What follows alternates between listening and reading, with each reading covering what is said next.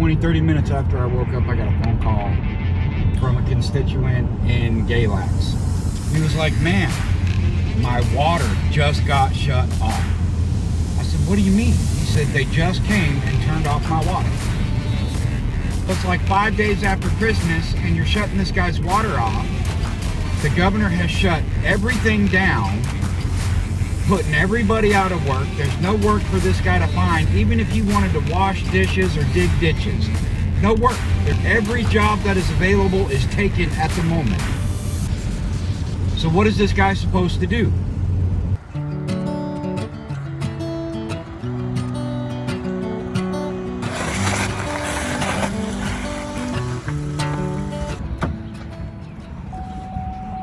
Hey Steve. What's up, man? Apparently everything.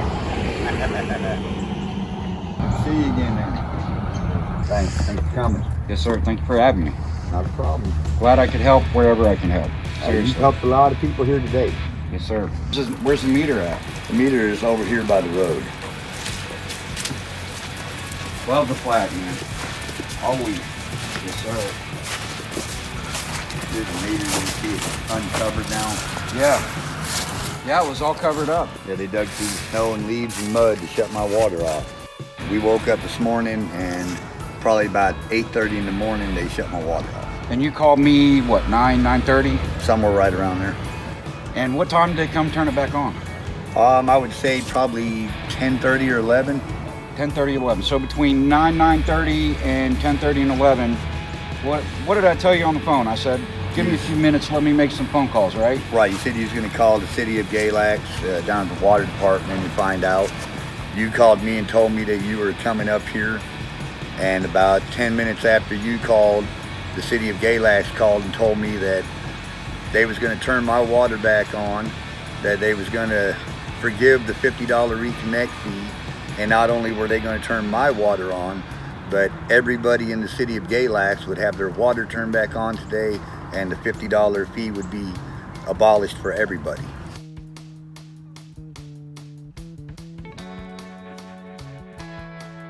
City of Galax turning one person's on my block.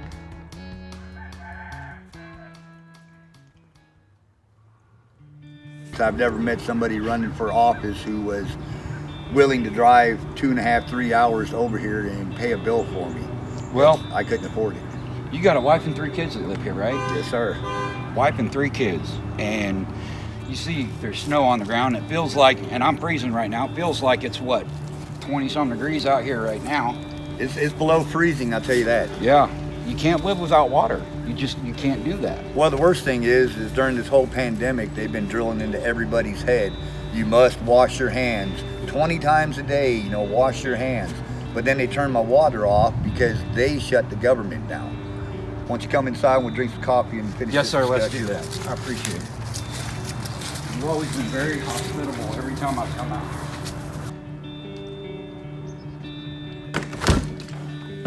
Come on in, Kurt. Thanks, sir. Thanks, sir. Yeah, my water's working now. You see, I'll turn it back on. Ain't having any problems now, Coffee. Yeah, grab that coffee, man. Warm up. Thank you. I appreciate that. I've always been able to get a job, any town I've ever been to, I've always had a job the first day I was there. Yeah. I've lived in, multiple different states, finally wound up making Virginia my home. Yeah. But ever since I've been here, I lost my job about the 3rd month I was here, not due to me, but due to the COVID-19 situation. Yeah. And ever since then, I haven't been able to find a job. I've gone as far as Roanoke, all the way down to Mount Airy looking for work. Do you know where I stand on reopening Virginia back up, putting businesses back to work, putting the people, the communities back to work? You know that, I've said multiple times, we can manage COVID-19 without infringing on people's rights, without taking away businesses. And I think we could have done it a lot cheaper than the way they've done it now. I mean, the revenue that's been hurt by them shutting down the businesses, the people like you that have been hurt by them shutting down the businesses. Everybody's saying that $600 is going out the end of this week.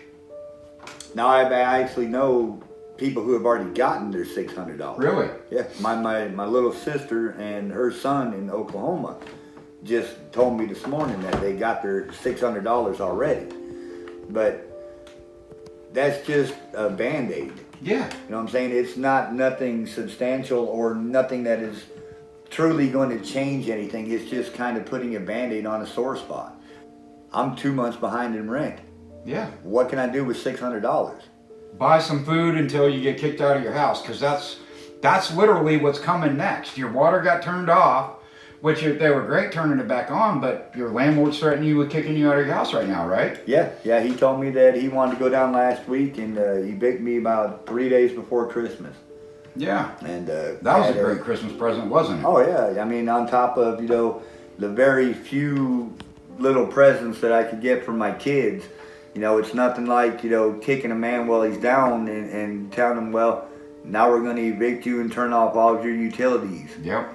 Yeah, I mean, I've worked my whole life, so for me to, have to bow down and kiss somebody's butt to get a little bit of money or a little bit of help, man, it just ain't been me.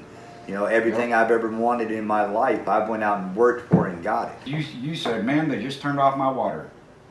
That's all you said to me. Yep. And I turned around and I said, give me a few minutes, let me make some phone calls. I got to say, man, I'm really impressed. I've never had anybody who was running for any political affiliation in my life. I've never seen anybody drop everything they was doing and drive 2.5 hours to come help one of their constituents out. I appreciate your vote. Thanks for having me out today. I'm glad I could come out and help you. And I appreciate it, man. And you definitely got my vote. And I appreciate the help that you've given my family. Yes, sir. Always. I'm Kurt Santini, candidate for Governor 2021, and I approve this message.